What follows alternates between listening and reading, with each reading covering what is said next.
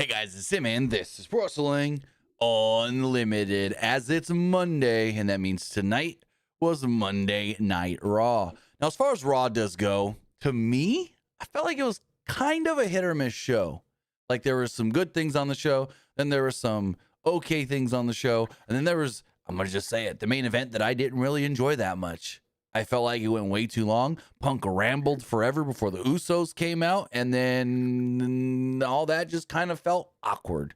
I literally sent out a tweet saying, what the hell are we watching? An episode of Jerry Springer? Because that's what that main event segment felt like, especially once the Usos came out and then Roman came out and all that. So, like, I'm still hyped up, excuse me, for Roman and Punk at WrestleMania, but it's like, after their first, 2 or 3 encounters were just great, amazing, awesome, last 2 kind of just been there.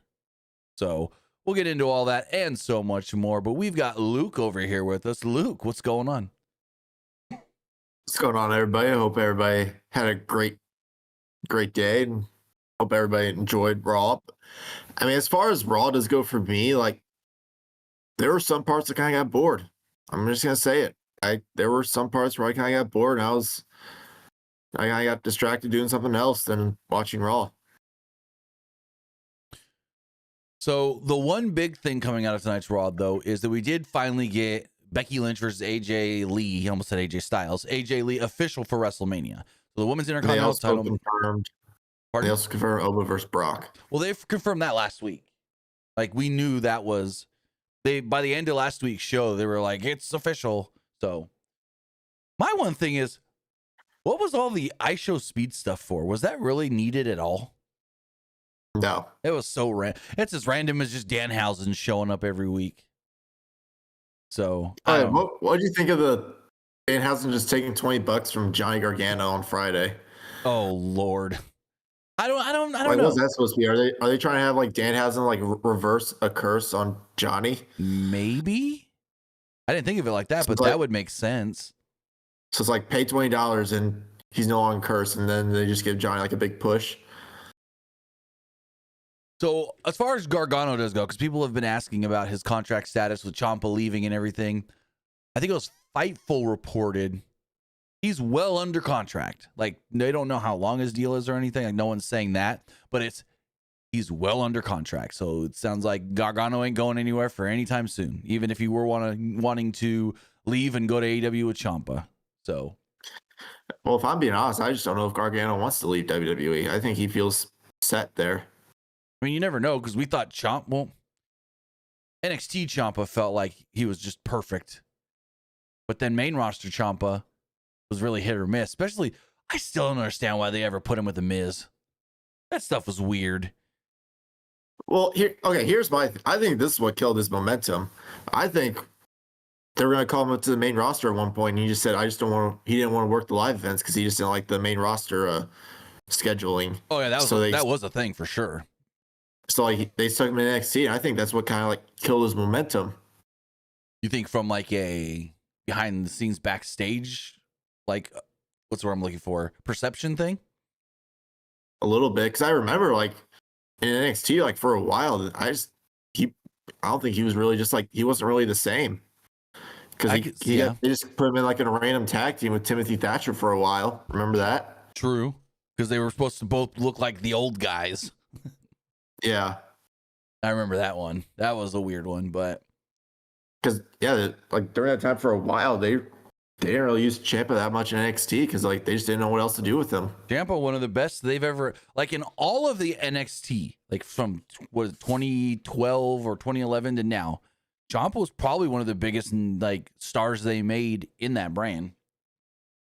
Oh yeah, like heel Ciampa was amazing. Like Ciampa, him and Adam Cole were the 2 best heels of all time in NXT. Oh, 100%. That was going to be my next question. Was Adam Cole right on the same level? Yes. Like him and Adam Cole were like the 2 best heels ever in NXT. And I know some would put Finn there, but I feel like Finn was more of a babyface in NXT. Finn was obviously a babyface in NXT. Like no question about it. Did he ever have a heel run in NXT? Like when he was like traditional, like when he was fully in NXT. I don't think so. When he was fully in NXT, he was always a babyface. Yeah, that's what I thought. Because even when he had his feud with Joe, like Joe was the heel. Mm-hmm. What was the greatest feud? Like, do you think was it like Finn versus Joe? Ooh, greatest NXT feud. That's a Or do you think one. it was Ciampa versus Gargano? I mean, everyone's probably going to say Ciampa Gargano. And that probably would be it. Like, Joe and Finn was great. No doubt about that. But I think on another level was Johnny and Tommaso, just because how real it felt and the emotion and just it hit differently. Like, Joe and Finn, I felt like was a great wrestling feud. Ciampa and Gargano was a real life rivalry at points. So, yeah, man, that could be a video. Best, heels in NXT. Best, like, no doubt about it. Best NXT faction of all time, Undisputed Era. It breaks my heart to see how Adam Cole's career ended. So did you see the Young Bucks spoke about him on BTE today? What'd they say? Just basically how he's getting better every day. They don't know if he'll ever return. He's the nicest, sweetest person you'll ever meet, not just in wrestling but in the world. Which you watch one of his you watch one of his Twitch streams and you'll know that he is like the most genuine, humble, nicest, just overall greatest person you can meet, which is crazy because he could flip that switch and play the biggest fucking heel ever. He's one of the best heels we've seen in the last 20 years. Yep. So it's like in real life, he's the nicest, sweetest, kindest. It's just like every time someone donates on his Twitch, no matter, he's got like hundreds and hundreds and hundreds of people donating. But every time it's like they're the first one ever. And he's like shocked and surprised that someone would support him. It's like he's super humble. Like Logan Paul tries to do that. Oh, I'm humble. No. Adam Cole's real humble. Well, I know like when Tony Khan was on that Ariel Helwani show, like he basically said there's a good chance like Adam Cole may never wrestle ever again. Yeah, too many concussions. But the Bucks said he's getting better every day, but they didn't put in what kind of context. Like better as far as maybe he can get cleared one day, or better as in not having symptoms anymore. Here's my question: do you think Tony Khan is the main is responsible for why Adam Cole may never wrestle ever again? How so? Because with AEW just having like no structure whatsoever, they're just letting wrestlers do whatever they want, and like I don't know about that, because if you really look at the times Adam Cole suffered his concussions, they were all on just normal moves. Like the last one was a clothesline from Kyle Fletcher that was just a little too hard. Like just a lot of times they're just Adam Cole stuff is all freak accidents off of normal moves. So I don't know if I would go that far, but again, I've told the story a million times. I talked to an indie wrestler who was working as an extra for AEW once and was like, yeah, they just let the wrestlers go out there and do whatever they want. And there's no structure. And yeah, this was right after COVID. So. Well,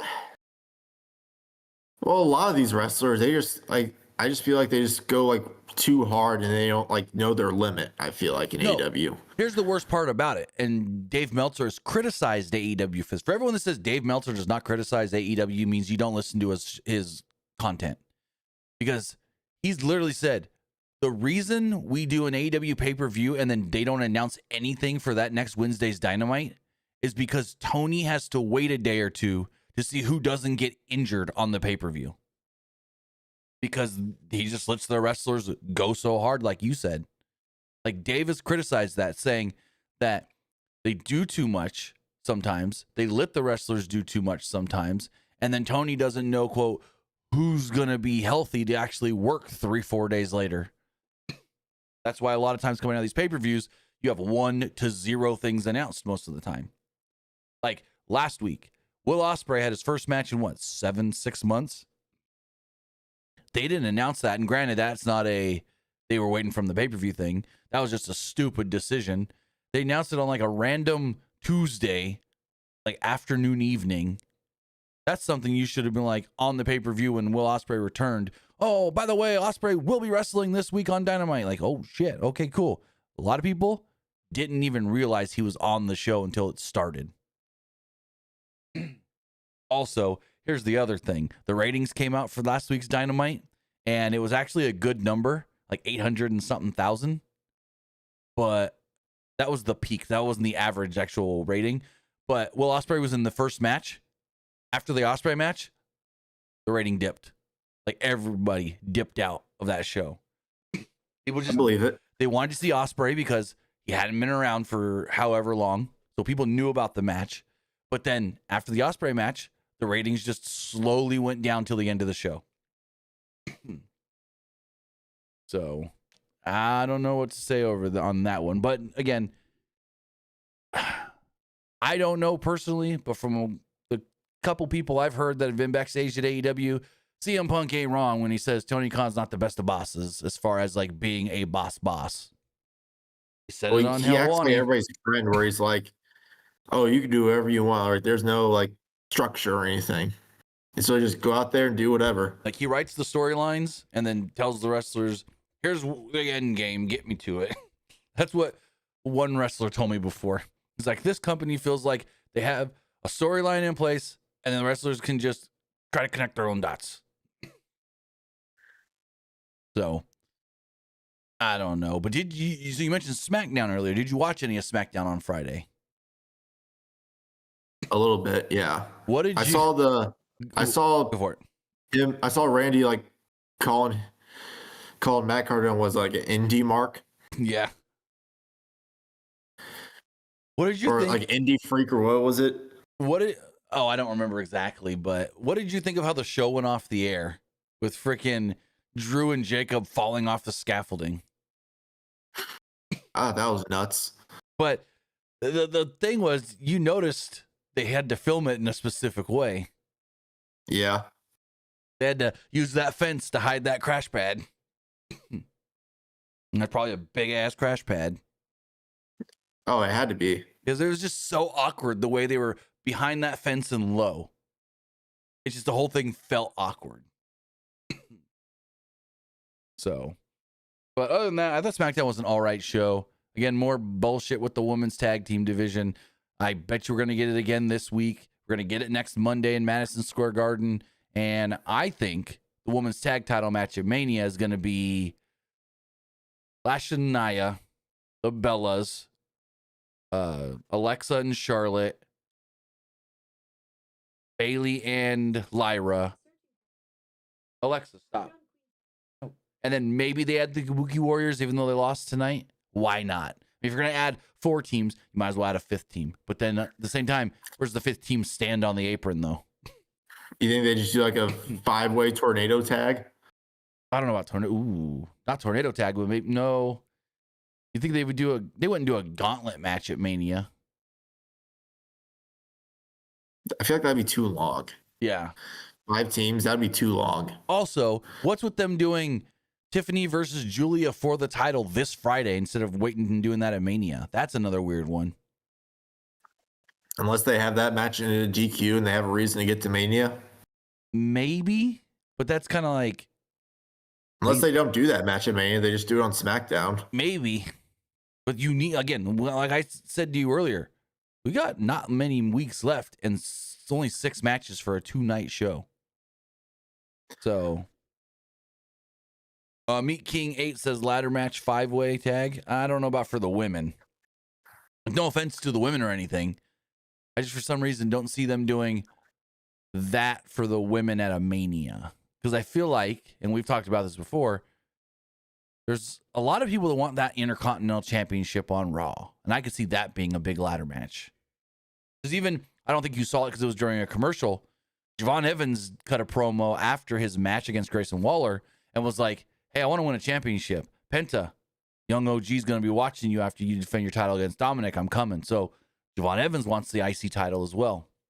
Do you think they do? I think if they're going to do a ladder match, what if they do like five people? You think that's enough? Oh, yeah, perfect. 5. Penta, Javon, Who else? Well, let's pull up the Raw roster. I'll pull it up on screen here.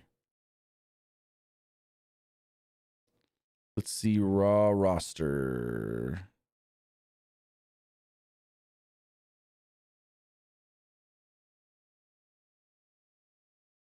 So if we go here to the Raw roster. They added the Americanos. I didn't see that today. That wasn't there yesterday. LA Knight. I'm trying to think what they do with LA Knight. Like, they've got him involved with the Usos, but then I don't see him doing anything with the Usos. So, yeah, LA Knight, maybe. So, we got Penta, LA Knight, Javon. Rusev. Oh, maybe not. Dragon Lee. And Rusev. Let me see. Let's start from the beginning again. So, we got Penta, LA Knight, Dragon Lee, Javon, Rusev, I guess. Yeah, I guess that would work. Rusev as like the big man to catch people falling off a ladder. Yeah. Bronson Reed would be perfect in this, but he's injured and won't be back anytime soon. So Heyman said, and we'll get to it later, Bronson Reed, not going to be back anytime soon. Braun Breaker, not going to be back anytime soon. Yet there are those reports that some think Braun Breaker could be back in time for Mania. So I don't know. I don't know if that was Paul swerving us or what. But if we look at the SmackDown roster, say they do the ladder match for the U.S. title, I feel like this one would actually be better because you've got Carmelo Hayes, you can go Ilya Dragunov, Aleister Black. Here, let's scroll way down so we see everybody. Two more. Maybe a Johnny Cardona. Gargano. I was thinking Cardona. Maybe not Johnny and Sammy instead. Actually, they've been teasing on SmackDown, and I don't know if this is the route they're going, Sammy and Trick Williams. That could be a Mania match, and Trick beats Sammy. Like, give Trick that big win over like a established name. Yeah, at his first Mania. Here's a question for you. Who do you think had like the best showing at their Mania debut? Like somebody who had, someone's first Mania match. Who do you think had one of the better or best showings? It ain't The Rock. Rock's first Mania kind of sucked. Randy, maybe? What was Randy's first Mania match? It was that was it 20? It was the Rock and Stock connection against Evolution where they had So it's 20. Randy it was that handicap match. It was the Rock and Stock connection against Evolution where I think Randy pinned Mick Foley. That was really his first Mania? Oh yeah, he didn't work 19. I'm thinking about it. I'm trying to think. Yeah. I've seen WrestleMania 20 so many times because it was like the first tape trading thing I ever did. A friend of mine bought the pay-per-view, recorded it, and then let me borrow the tape. And then I took the tape and made a copy of the tape and then gave him back his tape. So I watched WrestleMania 20 so much as a kid. Yeah, it was the Rock and Stock connection. I think that was the Rock's last match for a while, I think. It was the Rock's last match before he came back in 2011. That was crazy. But yeah, I think that was Randy's big showing. He pinned Mick Foley, and that's why they called him the Legend Killer. And then that led to the hardcore match at Backlash. Yeah, then they had Randy beat Chris Benoit for the world title. The next night on Raw, I believe, they kicked Randy out of Evolution. That's when we got the thumbs down. Triple H to Batista. Honestly, I think it was Randy that had probably the biggest showing. I'm trying to think. I mean, some people could say Undertaker because he beat Jimmy Snuka, but is that really a big showing, in your opinion? A little bit.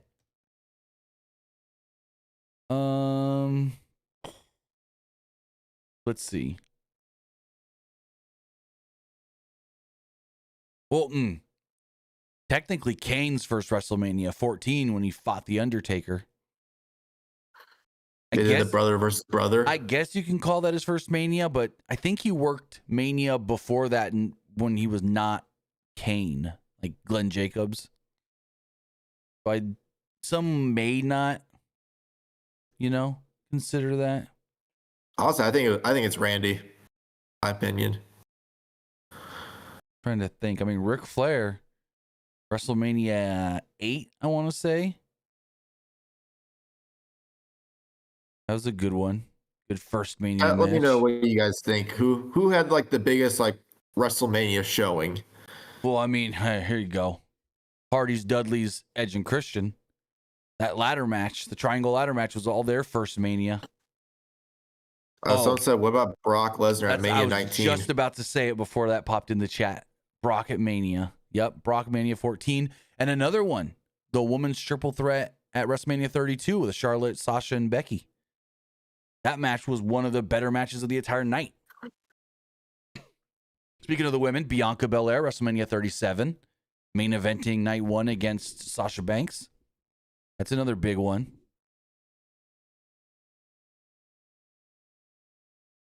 But I think for me... What about Becky when she made main event Mania? That wasn't her first Mania, though. We're talking about people's first Mania. Becky's first Mania would have been 32.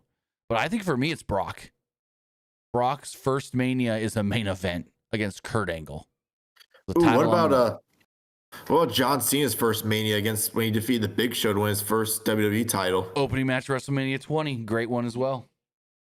And everybody was like freaking out when he picked up the Big Show. Mm-hmm. That was a pretty big one. Yeah, that is. Because then 1 year later, he was champion defeating JBL.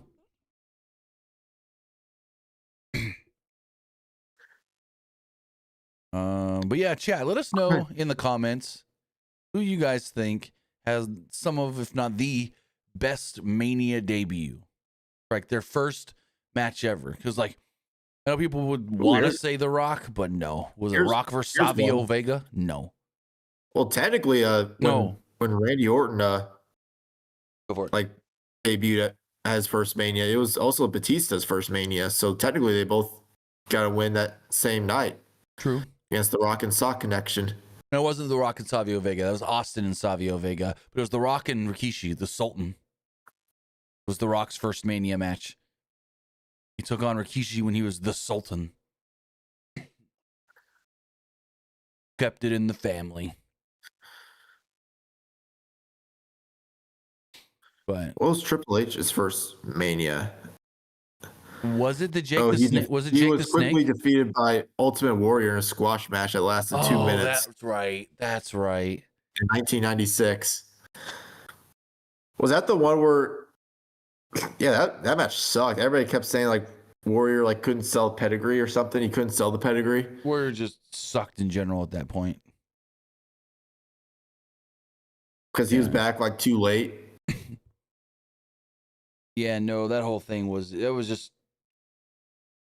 Yeah, if you know the backstory of all that, like Warrior came back, but Vince didn't really want him, and he didn't even really want to be there, but they knew that they could maybe do business and make some money, and neither were really, especially Warrior just wasn't fully committed, and yeah.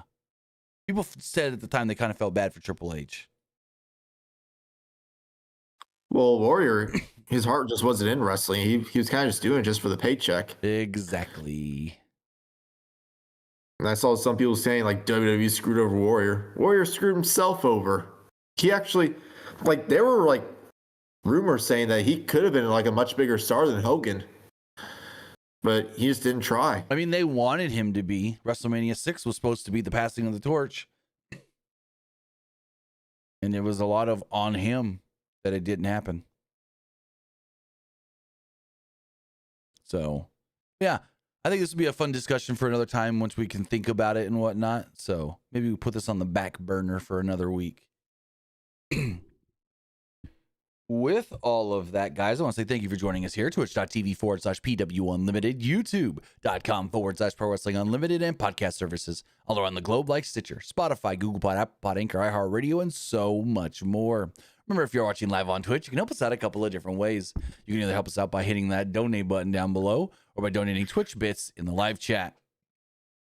Also, remember, you can help us out by subscribing to the channel, one of two different ways. You can either subscribe with a tiered subscription or you can subscribe with Amazon Prime. Because remember, if you have Amazon Prime, then you have Prime Gaming. Prime Gaming gives you a lot of cool things like free games, free stuff for games, and you always get one free subscription to any Twitch channel you want to subscribe to throughout the month. And I greatly appreciate it if you did right here, Pro Wrestling Unlimited. Also, remember, you can help us out over on YouTube at the subscribe button. That way you know when we go live, when we post new videos, and when we post to the community tab. Today, we did post the speed art video for my Royal Rumble 2026 graphics package. If you are a channel member, you actually have access to the tutorial right now on any tier of our memberships. And then if you are at the second tier, you get access to the actual graphics package as far as all the assets I used and the Photoshop file as well. So go over there, check that out if you want to learn how I made those graphics. But also, as a channel member, you get a badge next to your name, emotes, and emojis that you can use in the live chat, and much more. Also, remember, if you're watching on YouTube, you can get your comment, question, or concern read live on the air by donating a super chat in the live chat. Finally, head over to the Epic Game Store. Head over to the Epic Game Store and buy something. Whether you're buying a new game, whether you're buying an old game, and you're claiming a free game or getting bucks for Rocket League, Fortnite, or Fall Guys, use this code right here, PW Unlimited, at checkout, and you will be supporting us at no extra cost. Speaking of The Rock, Dwayne Johnson, he's back in Fortnite. The Foundation's back in the new Battle Pass. Bugs Bunny is in the new Battle Pass. He also comes with his Toon Squad jersey as well. So go get the new season of Fortnite, play it, and use our code PW Unlimited when buying enough, I guess you would say, V-Bucks to get the Battle Pass. My mind just went blank for a second. Battle Pass. I almost said Battle Bus. But with all of that, we got Monday Night Raw to talk about. As far as Monday Night Raw does go, Judgment Day, Bayley, Lyra Valkyria, the Usos, Javon Evans, they're all shown entering the building. Javon Evans actually greeted I Show Speed here at the TD Garden in Boston. Never told us why Speed was there. They were just like, oh, I Show Speed's here tonight. And then they used him in like multiple segments. Kind of weird. I don't know. Oh, they were in Boston. Is Speed even from Boston? I don't know where he's from. Let's see. I Show Speed is from Cincinnati, Ohio.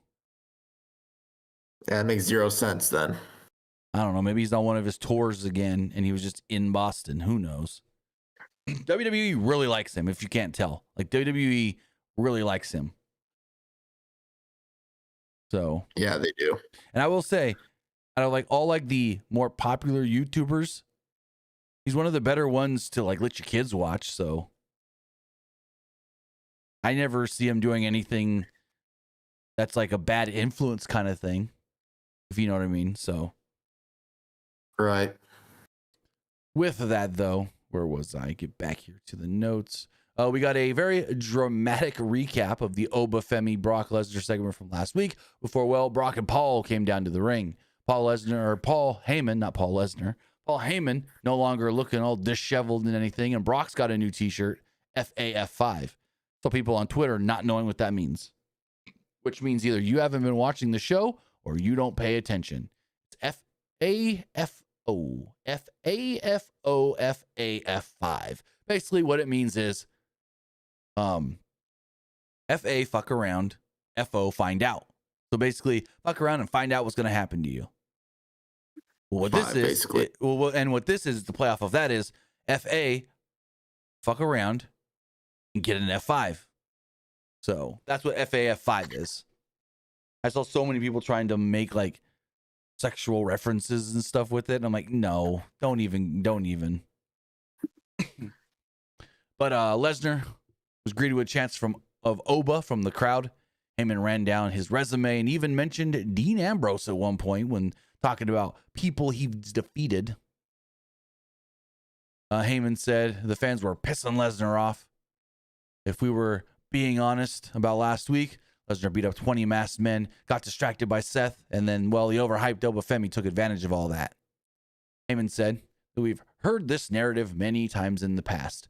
This new opponent for Lesnar would be the next big thing, conquering the beast, conquering the next big thing, and then it doesn't happen. Lesnar's conquered so many in his path, like The Undertaker, Dean Ambrose. I think he mentioned Bobby Lashley and others. He said Undertaker never even got to get his revenge, except for Undertaker did at SummerSlam. So, yeah. Anyways, he said there was a line of guys who were supposed to beat the one in 21-1, like Goldberg, Braun Strowman, Dean Ambrose, Bobby Lashley, AJ Styles, John Cena, but none of them could beat Brock. He said Noba is going to fall in line with the rest.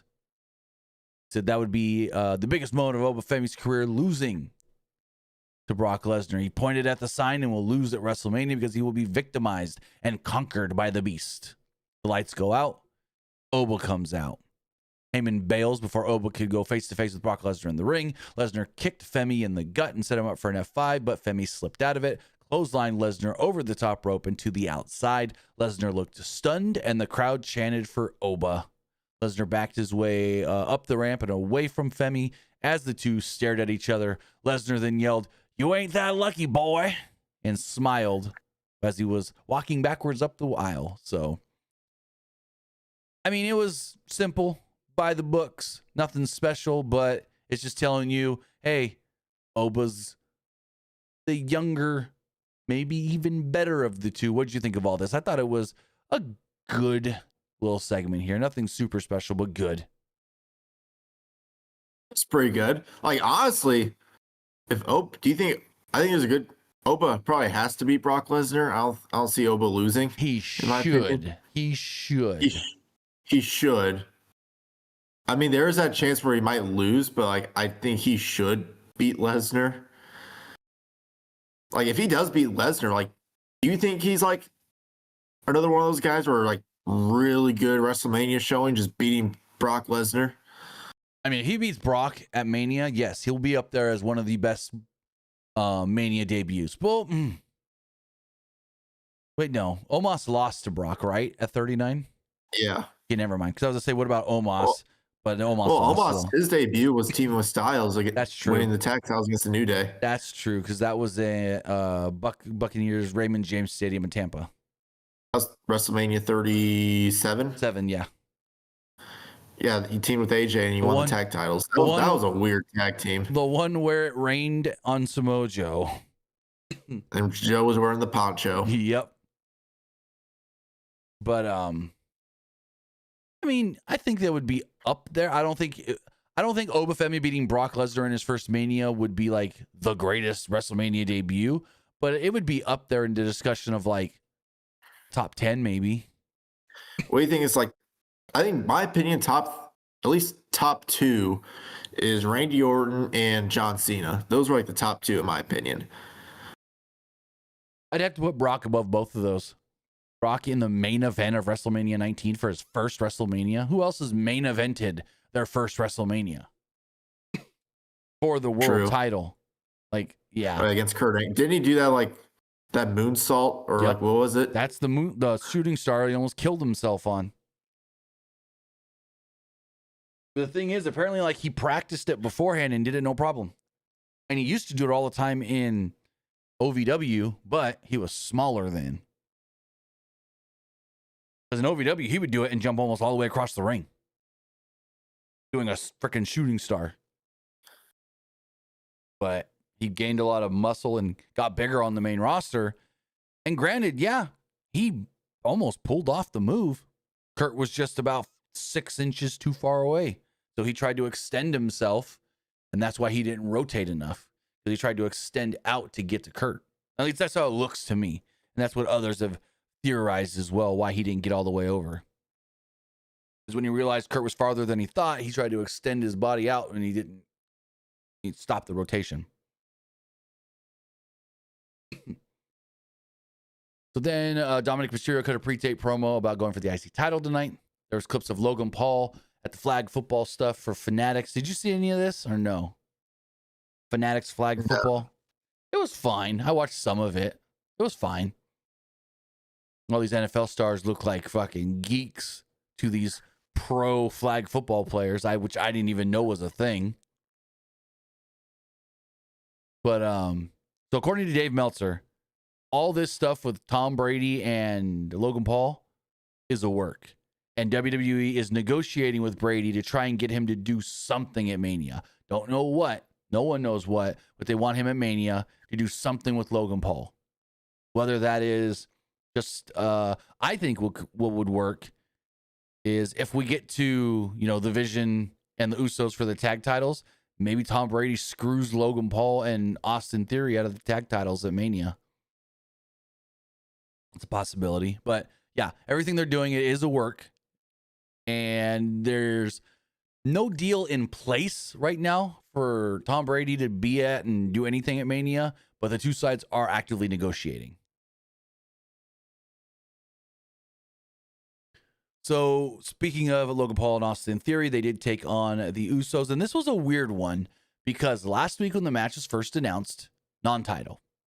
Then this morning, WWE's website, which it may have just been somebody messed up, changed it to a title match. And then maybe, I don't know, an hour before the show, half an hour before the show, it was changed back to non-title. So I don't know what happened, but at one point, somebody thought it was going to be a title match. So we're like almost 30 minutes into this show once the first match actually begins, which is kind of normal for a Raw. And about 90 seconds into this match, we do go to a break. When we return from the break, Michael Cole quickly gave a quick mention about the passing of Dennis Condrey. So rest in peace, Dennis Condrey. Jey Uso made a hot tag here. The top turnbuckle came off during Jay's comeback, the turnbuckle pad or whatever. Theory then cut him off for a moment, but Jay came right back with a spear.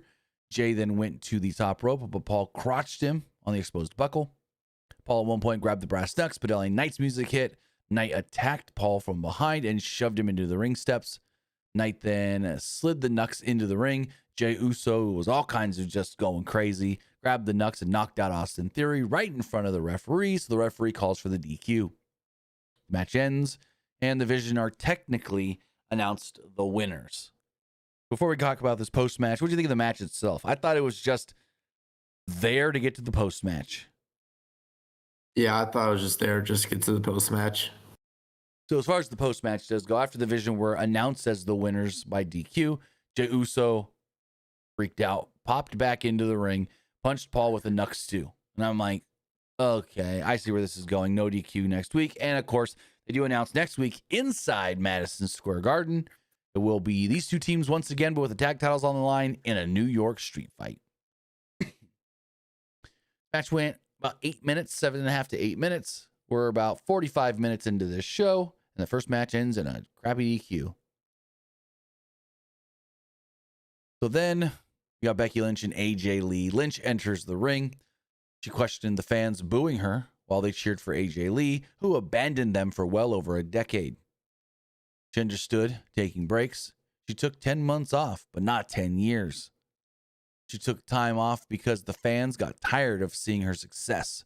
She went home to her family, the people who appreciate her, her daughter, and the love of her life, which gets mentioned later, her daughter again. When she came back, she didn't go for a world title. No, instead she went for the Intercontinental Championship and turned it into a more important title, the most important thing in all of women's wrestling today. She was damn proud of that title and what it represents. Now, AJ Lee prances around like she deserves this title when she doesn't. Lynch says that she tried to go home and take a break with the people that she loved, but when she went home, her daughter, her greatest accomplishment ever, was singing AJ Lee's Light It Up theme song, skipping around the house and flipping her hair like a Jersey scum. She said it's almost like her daughter didn't realize her mom was the greatest wrestler of all time. Meanwhile, Lee's greatest claim to fame was that she mastered the Divas era. Quote, well, murder the Divas era. She put a stake through the heart and ripped the wings off that butterfly belt. And then, Becky goes and rambles for a little bit before AJ Lee finally does come out. Lynch jumps out of the ring and basically goes and hides in the crowd. Lee said Lynch likes to fight dirty. Lynch walked her like a dog every time she entered the ring together. Lee figured Lynch wanted to get embarrassed again and said she would be okay with fighting her one more time. Maybe she would make Lynch tap out this time on the biggest stage of them all. Lee wanted to show why she was the best wrestler of her generation, Lynch's generation, and maybe even the next to come. She was your favorite wrestler's wrestler and even Becky's daughter's favorite wrestler. She said, if you really want to fight me for this Intercontinental Championship at WrestleMania, I'm on. Lynch said Lee fell right into her trap. WrestleMania was her domain. She is always the winner at WrestleMania, which is not completely true. But anyways, Lynch recalled the last time AJ competed at WrestleMania 11 years ago, which WrestleMania 31, I was there, 2015, her and Paige against the Bellas, which literally almost every person in Levi Stadium saw that as the go get your hot dog and take a pee match. Basically. I mean, I thought they should have done just a fatal four-way for the Divas title. Yeah, very weird that they did the tag match there with the champion in there. It's like, really? And the match wasn't even long at all. Like, most people come back from the bathroom and the next match was already starting. So that was a whole thing. Like, hold on, I want to see, how short was that match? Because I remember that match being very short. WrestleMania 31. That match went, 6.5 minutes. Other than, that was the shortest match on the show other than, it was the shortest match of the show overall. And it was other than a 4-way on the pre-show for the tag titles, it was the only match under 13 minutes. So, yeah. That was a weird one. What was Mania 31 or the match? The match. Oh, yeah. I mean, Mania 31, I thought that was a good Mania. Don't get me wrong. Oh, yeah. I thought it was a good Mania. Roman Brock, Seth cashes in. Undertaker, Bray Wyatt was it Bray went in there with a broken ankle. John Cena and Rusev was great. Rusev coming out on the tank. We had Big Show winning the Andre the Giant Memorial Battle Royal. Trying to remember. There was that Intercontinental Championship ladder match. I think it was maybe Michael Cole. I can't remember who said it, but they were like, we're starting Mania the same way we ended last year's Mania with Daniel Bryan winning a title. Was it Randy and Seth with one of the best RKOs we've ever seen? Oh, yeah. Sting versus Triple H. NWO and DX both getting involved. Weren't like people in the crowd like, don't the NWO hate Sting? Yeah, that was a thing. Also, Ronda and Rock showed up there. Rock was on SNL the night before and then flew across the country to be at Mania. And then it was Ronda like power slammed Triple H, and then she was about to like power slam Stephanie, but just slapped her instead. Well, yeah, the judo throw. And then a year later, she was wrestling in Mania with Kurt as her partner. No, I think that was a few years later. Oh, yeah, that was a few years later. That wasn't 32. That was 34. A lot of people really wanted Rock, but it wasn't. Nope. Rock was not gonna wrestle at that point. Rock got injured like in his match against Cena. Remember that? Well, yeah, no, he ended up they pushed. So he ended up having coming out of the last Cena match. He had to have hernia surgery. It pushed back production for Hercules, and it cost the studio $1 million. So that's why for a while, a lot of productions were like, "You can't wrestle for this long before we start shooting if you're going to wrestle." So he's just like, you know what? I'm not going to wrestle. But what are we missing on that show? I'm trying to think. I think we mentioned everything from WrestleMania 31. Yeah, because the only thing, Triple H and Sting. There was that fatal 4-way tag match, remember? Yeah. I mentioned that because it was the only other match under 10 minutes. There was. Yeah, because there was That and the Andre the Giant were the pre-show match. The show opened with the ladder match for the IC title. We had Randy and Seth, Triple H and Sting, the women's tag, Cena, Rusev, Bray, Taker, and then the main event with Roman, Brock, and then eventually Seth. Like not even a 10-match card with the pre-show. Yeah, what if it was Bray that ended the streak instead of Lesnar? Do you think that would have been a perfect person to end the streak if it was Bray Wyatt? And that could have been like a passing of the torch. It would have been cool, but I don't know. Why? Did you see that? Like, I know this was a while ago. Remember when like Edge was on like a podcast and he was saying that originally WWE wanted him to end the streak and he said no? I did see that. And he was saying like no, that's a stupid idea. I'm already a made man. Give it to someone who would actually like benefit from it. And he was and then looking at guys like later on. And then it was Brock. Then it was Brock. Didn't like need it. He said like it should have been Roman. It could have been Bray, but no, it was Brock. Yeah, that was the weird decision. And Vince apparently went back and forth on that for a bit. But Undertaker was just like, I'm going to just do whatever Vince tells me to do. Even though he felt like it wasn't the right call, but who knows? It happens, it happened. Backstage, Jimmy Uso thanked LA Knight for helping them. Knight told Jay that he could have tried to hide the Nux a little better. Jay said that Jay wasn't able to hide because everybody, he said, I wasn't able to hide him because I knew everybody had to get got. Knight then understood that.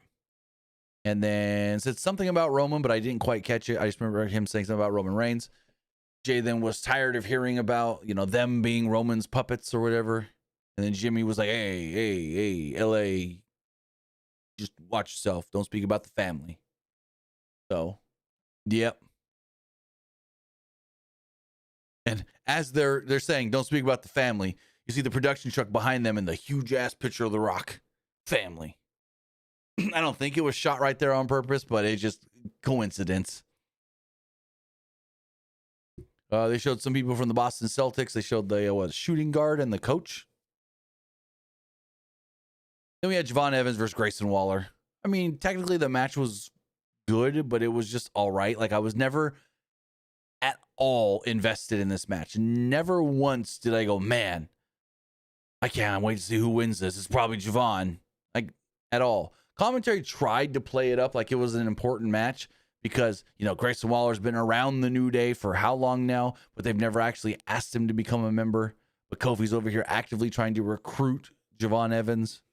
So it's like, I get where they're coming from, but I did not care about this match at all. Gonna be honest. I didn't care. So about 2 minutes or so into this match, we go to a break. When we come back, Waller briefly was in control, used a rest hold before he got some offense in, but Evans came back with a German suplex off the ropes and then a knee strike. Waller then knocked him off the top and hit some sort of Waller hit a very cool variation of the Unprettier, which is like Javon was kind of like hunched over. He runs and leaps over Javon, but right before he takes the little butt bump, he grabs Javon by the arms and dumps him on his head for an Unprettier. I'm like, oh, do this move more often. That was a very cool way to do the Unprettier. And Michael Cole couldn't say Unprettier, I guess, because he was just like, oh, what great innovative offense there from Grayson Waller. I haven't seen that before. I'm like, just say it was a cool version of the Unprettier. Waller then went to the top rope, so Evans scaled the ropes as well. Leaped up off the top rope and brought Waller down with an impressive Super Hurricane Rana. Evans then followed this up with an OG cutter and pinned him to pick up the victory. Afterwards, Kofi seemed amused and kind of happy that Javon won, and then he kind of just talked to Grayson in the corner, and Waller was like, why didn't you help me and get involved? And then, yeah, it was a whole thing. I honestly, like I said, didn't care at all. Good match technically, nobody messed up anything, and it was two worked well together, but it just did nothing for me. What did you think? I mean, it was good, but it didn't really do a lot for me anyway. So while Heyman approached Adam Pearce backstage, And Pierce is like, you got to go out to the ring. And Heyman's like, what do you mean? I already did. He goes, no. You requested time to speak about Seth Rollins, and you didn't speak about Seth Rollins earlier, so I'm going to give you some time. And Heyman's like, well, first off, I have a request. Next week, Madison Square Garden, you put them tag titles on the line, my boys against the Usos, and then we want it in a street fight. And Pierce is like, sure about that? And Heyman's like, definitely. He's like, all right, I think we can do that. Heyman was about to, I want to say get mad if Pierce said no, because you could see like he was like seething already. But then Pierce is like, yeah, good idea. And so Heyman was like, all right. So Original El Grande spoke during the break. Didn't really say much. Then they announced, or they gave us the announcement-ish. We already knew the best this on Friday. Dennis Rodman going into the Hall of Fame. So he is. Here's my question, Luke, and I don't know if you know this or not. I haven't looked it up. Is there any other sports Hall of Famer in the WWE Hall of Fame, or is Dennis Rodman the first? I think Shaq. Oh, yeah. Was Shaq in the WWE Hall of Fame? Maybe. I'm pulling it up right now. I don't think Shaq is.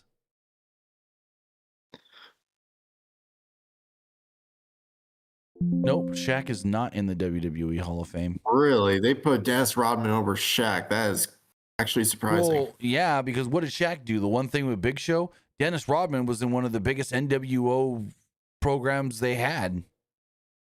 Dennis Rodman skipped a practice during the 1998 NBA Finals to be on a Nitro. But,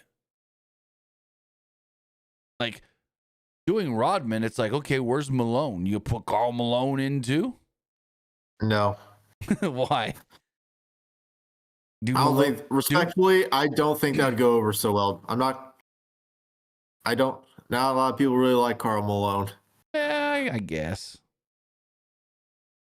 Like Dennis Rodman, he had like a lot of he did like a lot of stuff with the NWA, but like, do you remember that All-Star game that was in Utah like a few years ago, and people kept booing the crap out of Karl Malone? Yeah. Because people were like, why the heck is the NBA honoring this guy? Is Mike Tyson in any like boxing Hall of Fames? He's in the WWE Hall of Fame. So technically on his, yes, he is in the International Boxing Hall of Fame. So that would probably be the only other one, Mike Tyson. I'm looking here at all the different celebrities. Oh, Muhammad Ali. Yeah, he's in the International Boxing Hall of Fame. There's 3. He's also in the WWE Hall of Fame, isn't he? Well, yeah, that's what I'm saying. Like, WWE Hall of Famers in the celebrity wing who are also in other sports Hall of Fames. I was trying to see if Dennis Rodman would have been the first, but he's not, because the first would have been Mike Tyson. You forget, like I forget, Tyson went in all the way back in 2012. That was a long time ago. I would have thought it was sooner. Excuse me. Well, I'd say Shaq, he probably won't be in anytime soon, mainly because he's mainly known for like his stuff with the Big Show in WWE, and Yeah, Big Show's not in WWE right now. I just feel like he didn't do enough.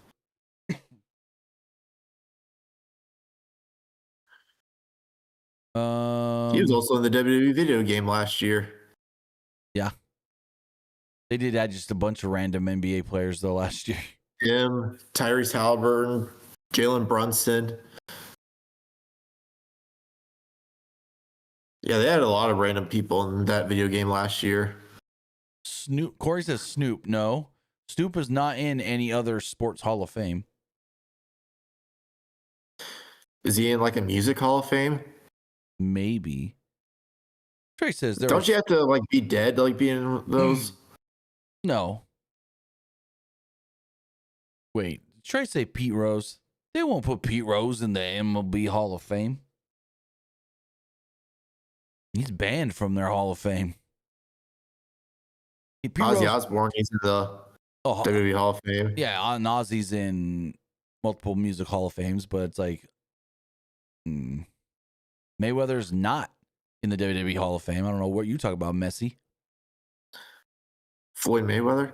Yeah, no. He should, honestly. But I mean, I guess it's the same. If you say Shaq should, then so should Floyd, because they both only just did the one things with Big Show.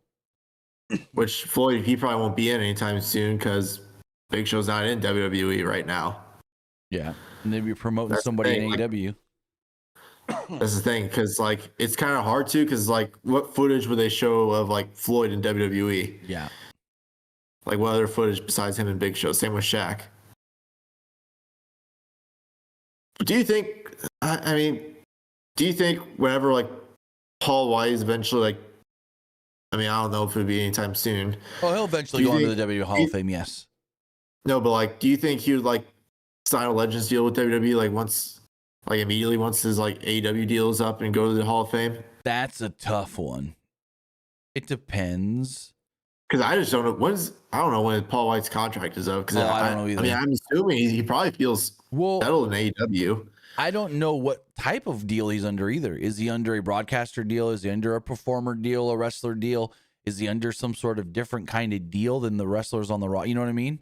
Like, we don't know what kind of a deal he's even under.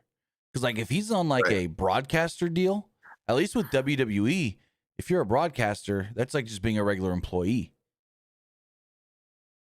I don't know how that works in AEW, but that's like, if you remember with, like, Renee Paquette, she was able to just get out of her contract. She was able to just say, hey, I want to quit. They put a contingency on her, of course, but no compete. But still, it was she can get out because she was basically just an employee. Yeah, I think she did not like doing commentary for WWE. Oh, yeah, no, for anything. She just didn't like commentary, period. I thought she was great. I mean, people liked it, but she just didn't like it. Yeah, I didn't think she was bad at all. She said she didn't like it because she didn't like Vince like screaming in her ear all the time. That is a thing. That is a thing. You got to get used to that.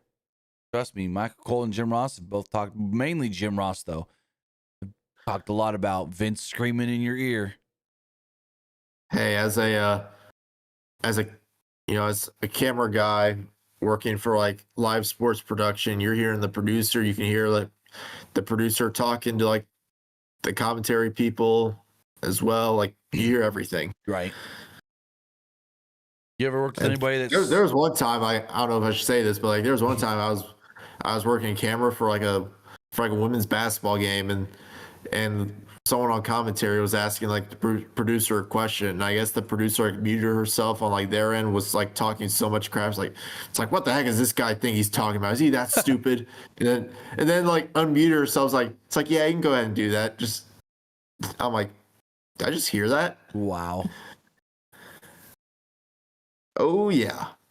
So that made me think like, I don't know if I want to hear them what they're saying about me. Oh yeah, no. Vince would just, no. Apparently, Vince would say stuff to Jim Ross just to try and mess him up and just screw with them. Vince didn't respect him. We know that. Anyways, Heyman comes down to the ring to talk about Seth Rollins. This, like the main event, felt like he just rambled for a bit. Like he said significant things, I think more significant than what Punk said in the main event segment. But eventually I'm just like, man, Paul's still just out here talking. Heyman entered the ring on his own this time because he said he's got no one to hide behind. He was honest about it. He's like, I got no one to hide behind. Bronson Reed, he's out and gone for a while. Braun Breaker, he's out and not coming back for a while. Brock Lesnar, he got pissed off and left. Austin Theory, he's half concussed in the back. Logan Paul, he didn't say concussed, but he's half knocked out in the back. He's like, I'm out here by myself. Seth, come get me, basically is what he said. Actually, he may have said half concussed if I think about it now. They don't like to use the word concussion, but if anyone can get away with it and not get in trouble, it'd be Paul Heyman. Use that word concussed. Man, I'm getting tired. Anyways, Heyman said, I have a stalker, a psychopath that calls himself a visionary. Despite the character, that I portray on television. He said, quote, I'm a man who's been pushed too far. Heyman knew Rollins felt the same way. WWE wasn't big enough for the two of them. This wasn't a challenge for a match because he obviously didn't stand a chance in that realm, but he wondered what choice he had left. Heyman invited Rollins to come down to the ring and finally put him out of his misery. A masked man that started coming in through the crowd, but Paul didn't see him at first. He jumped up onto the barricade, the barricade, and then over it to the announce table, took off the ski mask, and then Heyman finally looked over and goes, oh, there's somebody on there. Oh, it's Seth. Immediately, 4 police officers ran down to confront Seth, and Heyman tells us, well, he had a police restraining order put on Seth Rollins, so Seth can't come within X amount of feet of him, or it's violation of that restraining order. Now, we don't know if Seth knew about this restraining order beforehand or not, but it's neither here or there. So police you have to like go for it. So I mean, I don't really know law about this, but like, don't you, if you're filing a restraining order against someone, don't you have to like let them know? Yes.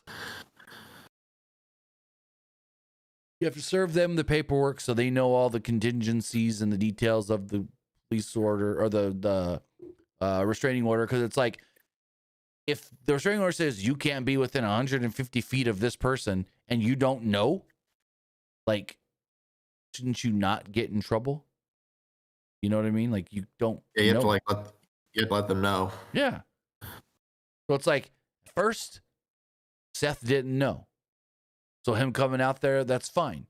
Now, after Heyman told him restraining order and he started to leave, going back at Heyman, now that's a different story. That you can get in trouble for. Because you've already been, technically not legally, because you got to be legally served paperwork, but technically you've been told. Anyways, where was I? On top of yawning, I got the sneezes now too. Anyways, yeah, so Seth reveals himself on the announce table. 4 police officers immediately run down to try and stop Seth from doing anything.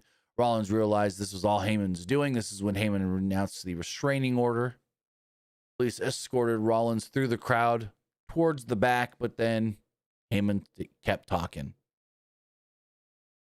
Heyman talked about how, I'm going to lock you up. Your wife's going to get with half the men in the locker room, and then your daughter's going to, we're going to call Child Protective Services on her because she's not a fit mom.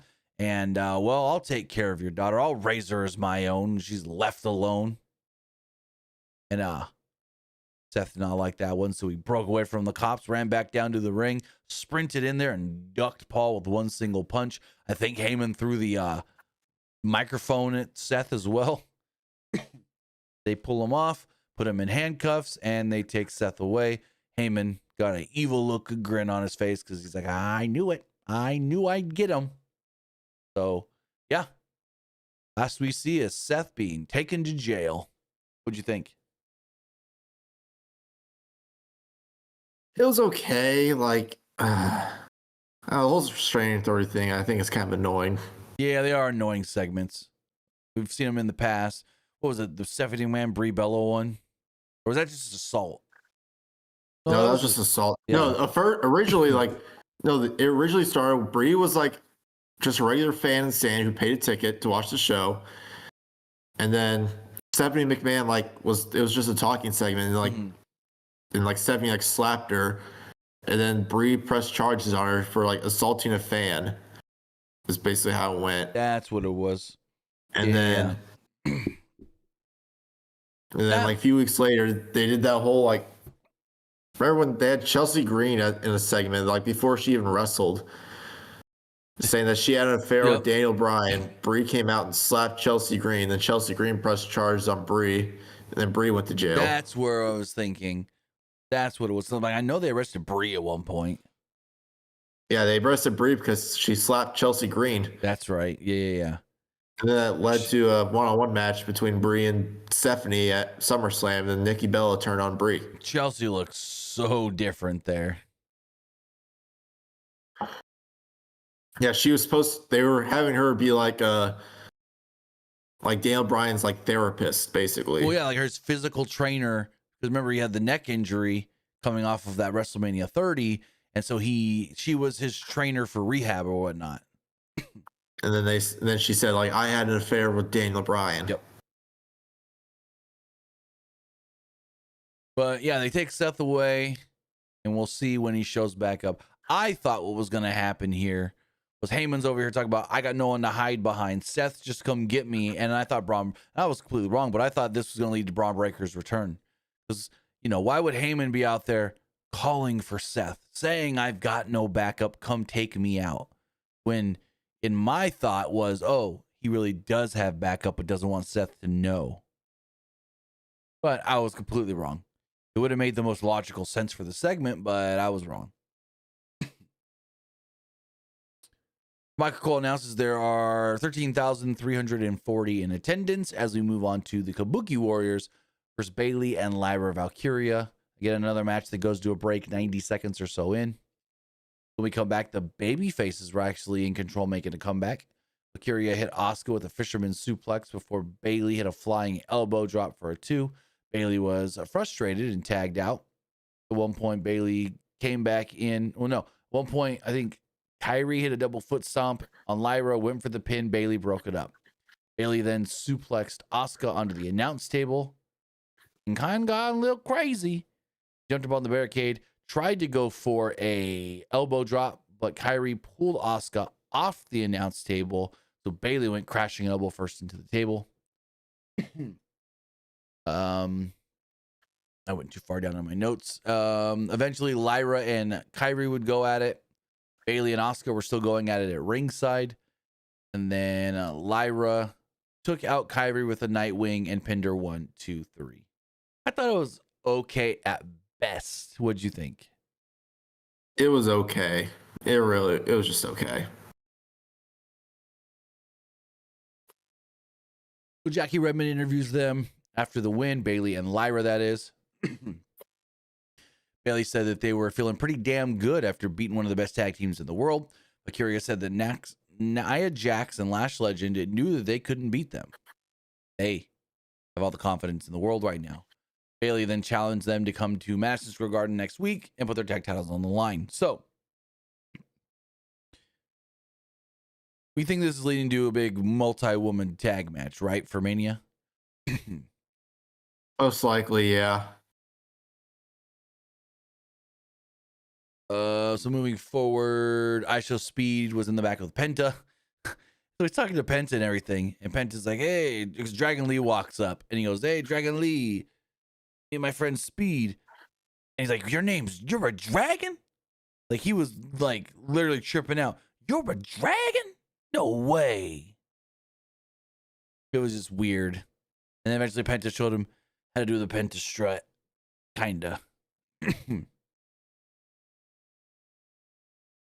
Byron Saxton, this is when he interviewed during a break Javon Evans. Javon just basically talked about being Grayson Waller and then wanting to go for the WWE World Championship, saying maybe he needs to go to basically he said, Penta, I'm going to be watching you tonight. And once you defeat Dominik, I want next up. It's kind of what he said.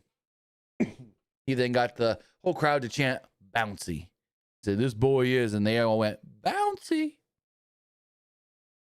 We got more ISO Speed. He's with Adam Pearce here when all of a sudden Danhausen showed up. Well, first off, Pearce asked him how he was liking Raw. He goes, oh, yeah, I'm seeing all my favorites. CM Punk, Roman Reigns, Brock Lesnar, and then Danhausen showed up. I was like, oh, boy. He then put his ear to a cup and said, listen to them out there. Danhausen was impressed with ISO Speed's social media following, 180 people. He said, no, 180,000 or 180 million. Danhausen wanted a piece of that, but Speed said no. Danhausen then cursed him. Luke, go for it. Hang on. You are cursed. I've done better ones. I was right. And what was I gonna say? Yeah, Danhausen cursed him and then vanished. And Speed was like, what was that? What happened? He was all kinds of confused. They also then told us that this Wednesday on the Pat McAfee show, Cody Rhodes will give his first interview since being beat up and beat down by Randy Orton. That should be a good one. And they made it known. Hey, 1:05 Eastern. 1:05 Eastern, Cody will be on McAfee. So we'll see what Cody's got to say. I'm trying to think, when was the last time Cody was on? Cody only goes on McAfee when he's got like something big to announce. I feel like. You think he announced like a stipulation in his match against Randy? Well, that's what I was thinking. Could they? Should they? Or what if they have Cody announce like a new show or something, or like the location of like the next like any live event or a big one? Well, we know after Mania we got Tampa for Backlash, and then they're going to Italy for that's not right after. Because those tickets, no. So the May pay-per-view is not. Could they announce Indy is gonna get Night of Champions and they're not going to Saudi? Maybe. That could be a thing, because there's concern that they shouldn't go to Saudi right now. Why? Because the war. F1 pulled 2 races out of the Middle East. Their Saudi Arabia Grand Prix and then their other one in Bahrain. Oh, I see. Yeah. And apparently Nick Khan has been monitoring to see what F1 does as far as if they pull out of Saudi. So we'll see. Some think that they'll just go because that's just what WWE does. They don't care. And some think that they should pull out and not do the Saudi show right now.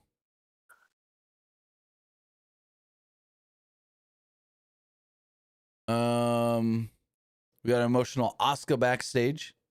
Told Kairi Sane that they lost because of her, and that if she cared about this team, she would make up for it. Asuka then left, and Io showed up. She approached Kairi. Sky told Sane, "You deserve better," and then Asuka yelled for her. Raquel Rodriguez then confronted Sky. Rodriguez wasn't happy about Sky getting involved in her match last week. Sky said that she'd do it again if she had to, and Rodriguez says, "Fine, I'll fight you." And so we set up Io versus Raquel, next week in Madison Square Garden. That should be a pretty good match. Io and Raquel, their matches that they've had in the past were pretty good together. They work well together. Like their matches in NXT? Yep. Dom and Liv then entered for his match, but Stephanie Vakir would attack. She even went after Dom. Officials tried to break it up. Liv then threw her into the LED boards, the dasher boards, whatever you want to call them, and got the advantage here. The fight spilled into the back, and they brawled in Gorilla as officials eventually did break it up. Then we had the Intercontinental Championship on the line. Penta versus Dominik Mysterio. Thought these two worked very well together, just like they always do. This is all just to set up Finn's back already. Finn wants revenge, and I'm pretty sure we're getting Finn and Dom at Mania. So, early on, Dom hit a drop kick and then a suicide dive into a DDT as they went to a break about, again, 90 seconds into the match. Penta mounted his comeback after the break and hit a flip dive and hit a Penta driver moments later for a 2. Penta set up for a destroyer, but Dom hit a Michinoku driver for a 2. At one point, Dom set up for the 619, but Penta hit a super kick. Penta distracted himself by going after McDonough, who popped up. So Dom drop kicked him and hit a 619. Dom then went to the top, go for the frog splash, but what happened? Finn Balor comes out. Finn's music hits. Finn walks out. JD tried to go after him. He dispatches a JD, launches him right into the stage over some of the equipment.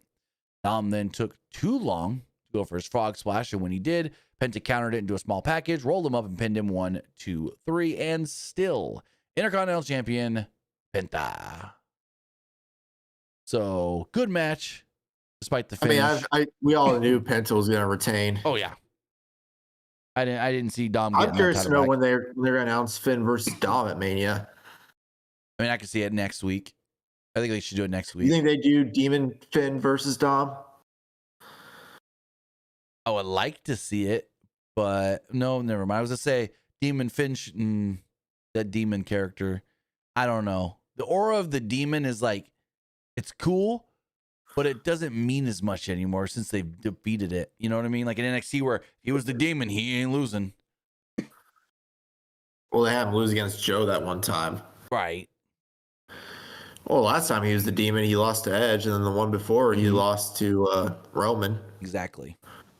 So, like on the main roster, the demon's just like a cool thing, but it doesn't mean anything. Well, Finn even said like the main roster like ruined the demon. Yeah. So Balor attacked Dom, hammered away at him. McDonough pulled Dom to safety. Balor then wiped them out with a big dive. Balor then went after Dom again, and McDonough made the save. Dom was able to escape through the crowd while Balor laid out JD with a dropkick and a coup de grace. Dom kind of just watched. Balor then stared him down, and his music did play. Cool. The match, like the Dom Penta only went like 7.5 minutes. Kind of short for a title match. They gave us a tale of the tape with Oba Femi and Brock Lesnar. Femi's height was listed at 6'4". They said that he was both taller and heavier than Brock Lesnar. As far as next week's show does go, New York City, Madison Square Garden. Brock Lesnar will appear. Nia Jax, Lash Legend, will defend the women's tag titles against Lyra, Valkyria, and Bayley. Raquel Rodriguez will take on Io Sky in a New York City street fight with the World Tag Team Championships on the line. The Usos versus the Vision. Then we have our main event segment that I felt just dragged and went on and on and on. So Punk's in Gorilla waiting to go out when Jimmy Uso kind of stops him.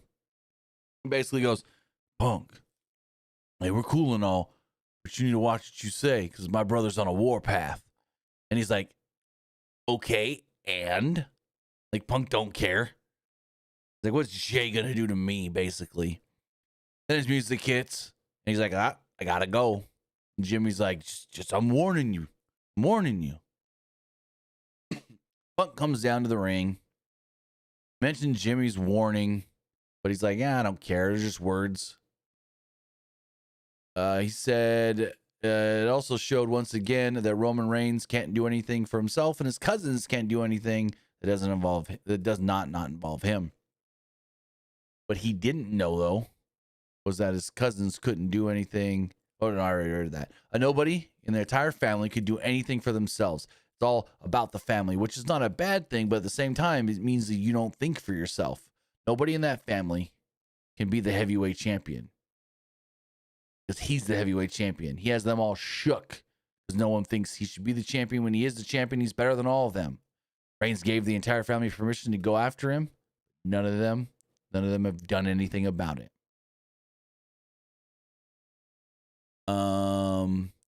This was, again, he said they were just shit talking the business. And again, Punk just goes and starts rambling for a while. He says, Roman called me old and it pissed me off. And the fans start yelling, old, old, old.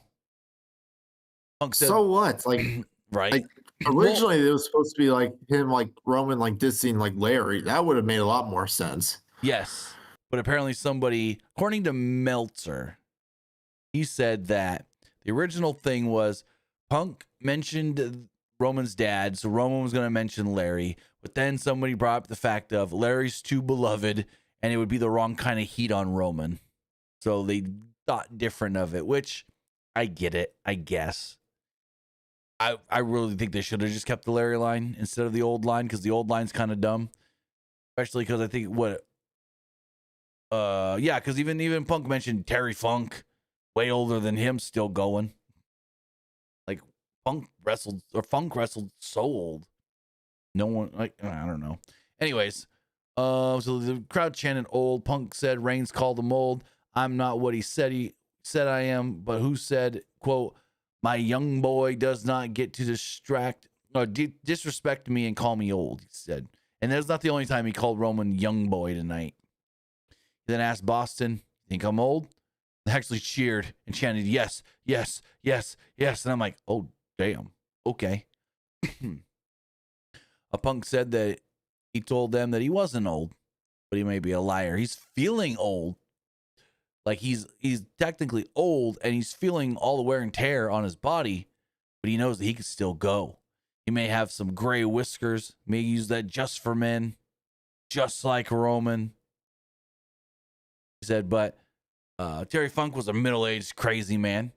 He's the same age as Nolan Ryan was when he beat up Robin Ventura. Gordie Howe played pro hockey until he was 52, and they called him Mr. Hockey. Punk was Mr. Game 7. The older he got, the more pressure he felt. The more pressure he felt, the better he felt. Age was nothing more than a number.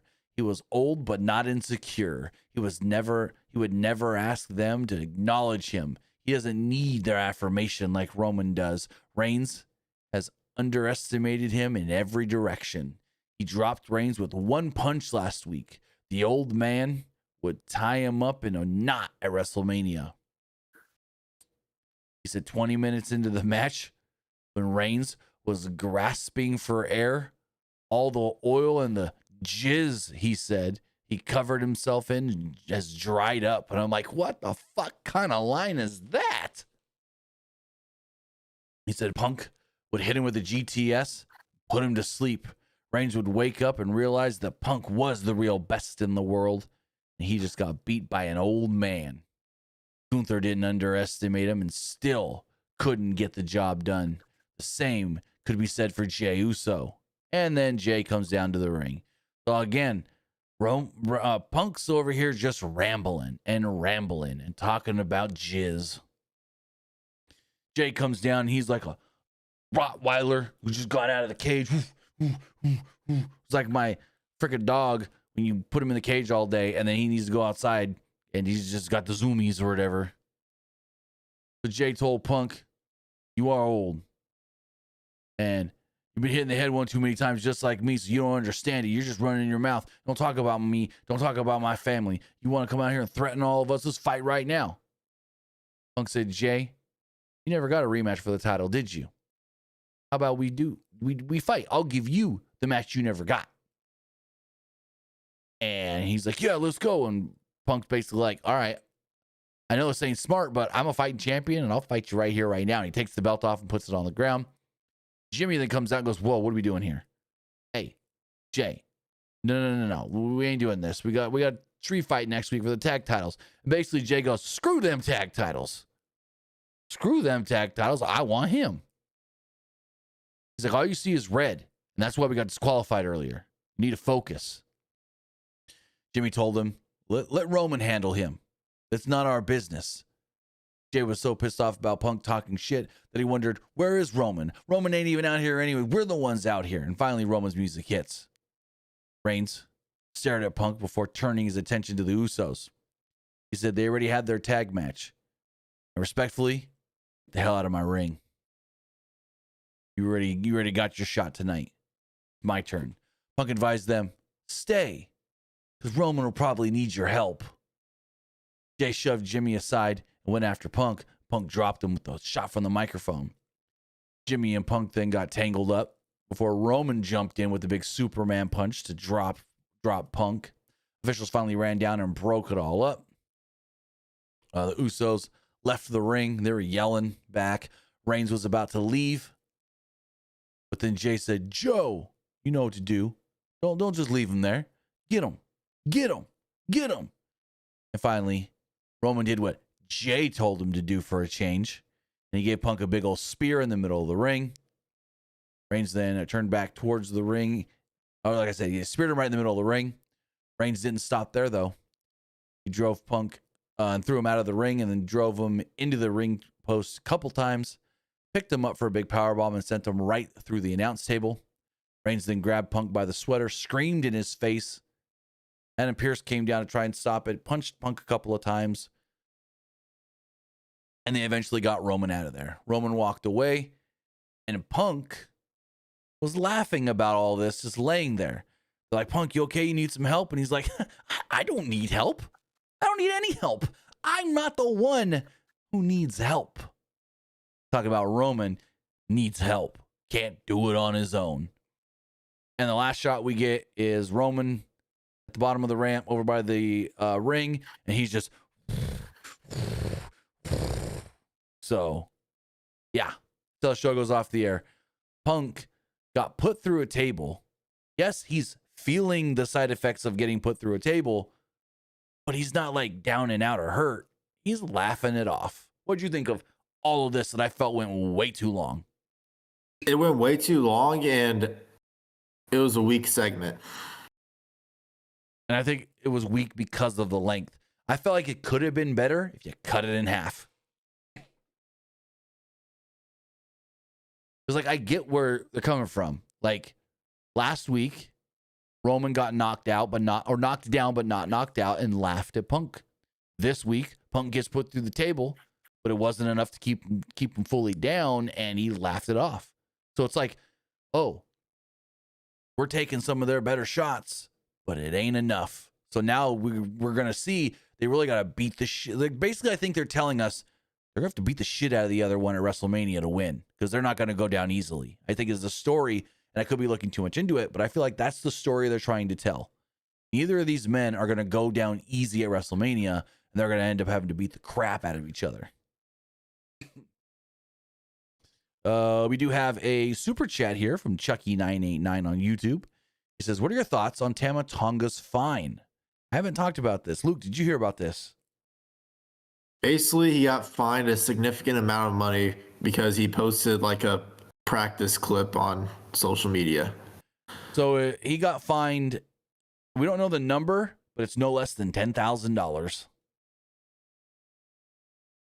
That's what we've learned. No less than. I think they said it was a 5-figure fine. It was 5 figures. So no less than 10 grand. And then I've seen some people go, well, why didn't Tiffany Stratton get in trouble when she posted footage of them practicing the women's rumble or the women's Money in the Bank? And there's a couple things there. Well, A, first off, we don't know if she did or didn't. No one ever reported that she did, so you assume she didn't. B, there's a difference between doing that. There's a difference between posting footage while you're like training, because like they let people post training footage from the PC and stuff. There's a difference between like that and the unwritten rule of don't post anything ringside or backstage on a show day. Like if you're backstage at a show or a ringside, you don't post anything unless you're otherwise told you can or should. But like if it's for a storyline and you're posting on your social for that, or if like it's something like maybe you took a picture with a family member or you got a video of a family member down by the ring and you think it was cool, you can post that. But most things you don't post. Why? Some people even ask that. Why is there a rule you don't post anything about being at the ring? Kayfabe. You're going to see guys that hate each other standing next to the ring because they're either working over their segment or match for the night, or they're just hanging out when they're not supposed to be hanging out because they hate each other on TV. So that's what it all comes down to. I get it. Yes, there's no written rule, but it's the unwritten rule. And apparently they've all been told enough times about it. Don't post things in these areas to where it's like, there's no way he wouldn't have known not to do that. So he got fined at least $10,000. Didn't Dominik Mysterio get fined one time because he was wearing a Rey Mysterio 619 shirt like the weekend where he was supposed to fight Rey at Mania? Not that I recall. I don't remember that. He probably got fined one time because him and Rey took a picture with a young fan, and Dom was wearing like a 619 Rey Mysterio shirt, and he got in trouble by WWE for like posting that because it was like because he had an ongoing feud with Rey during that time. I don't see anything here. I'm Googling it.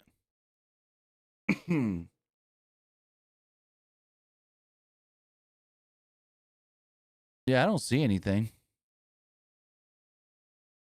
I put Dominik Mysterio fined, and I don't see anything. Yeah, no, I don't see anything. Nope. Wait, what is this? Hold on.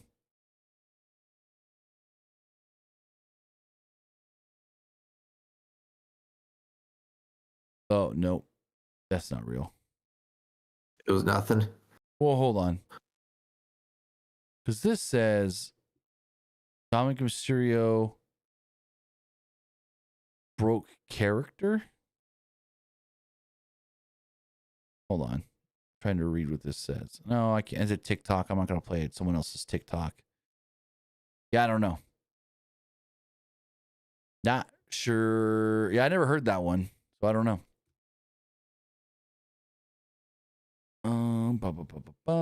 Nope. All I see is Dom's dad had him arrested. So, arrested on Christmas. But oh yeah. Anyways, yeah, as far as the fine does go, I mean, like I said, they all know, like everybody there knows, don't do it. So it's like, don't do it. But as far as Raw does go, I thought it was an up and down, all right show. Now it's time to hear what you guys thought of tonight's Monday Night Raw. As far as these polls do go, as far as the Threads poll does go, 62% liked the show, 38% thought it was just all right, and nobody disliked it, which is good to see. As far as the X poll does go, 76% liked the show, 17% thought it was just all right, and 6% didn't like it. Looking at the community tab, 85% liked the show, 12% thought it was just all right, and 3% didn't like it. Finally, looking at the live poll, 77% liked the show, 21% thought it was just all right, and 2% didn't like it. With that, guys, that is going to wrap everything up. I want to say thank you for joining us here, twitch.tv/PW Unlimited, youtube.com/Pro Wrestling Unlimited, and podcast services all around the globe like Stitcher, Spotify, Google Pod, Apple Pod, Anchor, iHeartRadio, and so much more. But Luke, tell them where they can find you. You can find me over at Twitter X at Petke_21, and you can also find me over at Twitch at Young Grasshopper Luke. With that, guys, have a great rest of your night, and we'll see you next time. Have a good one, guys. Oop, I punched the microphone.